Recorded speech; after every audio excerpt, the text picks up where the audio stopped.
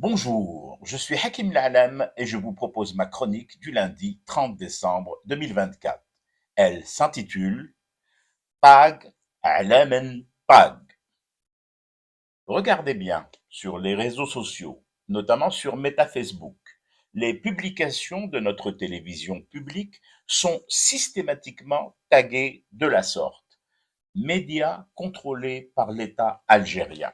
C'est bien, c'est même très bien. Mais il manque tout de même quelque chose. Oh, trois fois rien. Juste une sorte d'équité dans cette règle un brin sélective du tag de nos chaînes.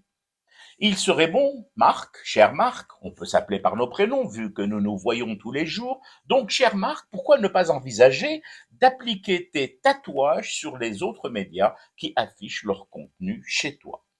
Lesquels? Oh, j'en connais un tas d'autres. Mais mon canard, qui appartient à ses actionnaires, tous des journalistes, ne m'accorde qu'un espace limité.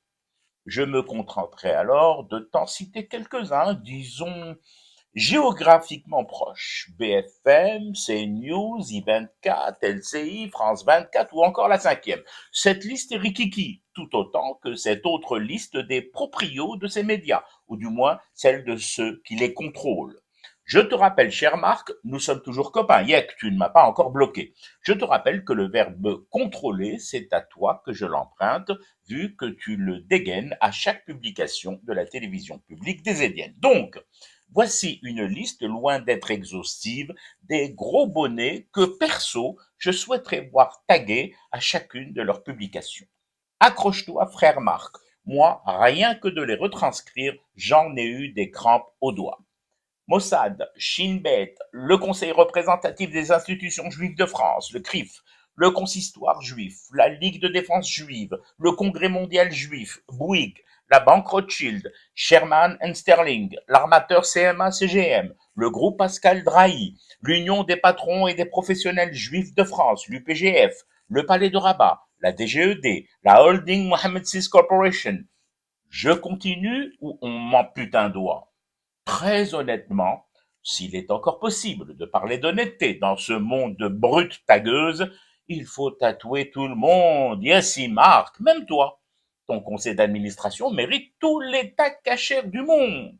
Bon, en même temps, ça ne va pas être pratique tous les jours.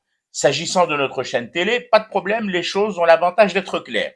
C'est du service public, donc il est du devoir plein et entier de l'État, premier des services publics du pays, d'en assumer la responsabilité. Donc, un seul et même tag en haut, à droite ou à gauche de la publication, c'est visuellement faisable. Mais imagine, Rouya Marc, des médias comme ceux que je t'ai cités tout à l'heure, disons par exemple CNews, c'est toute la page de cette télévision que nous ne pourrions même plus regarder tellement les tags proprios y seraient nombreux. Mais dans le même temps, voyons le bon côté des choses. Que la facha de Pascal Pro soit taguée, recouverte de tags, ça empêchera peut-être sa copine Elisabeth Lévy de dormir, mais moi, pas. Je fume du thé et je reste éveillé. Le cauchemar continue.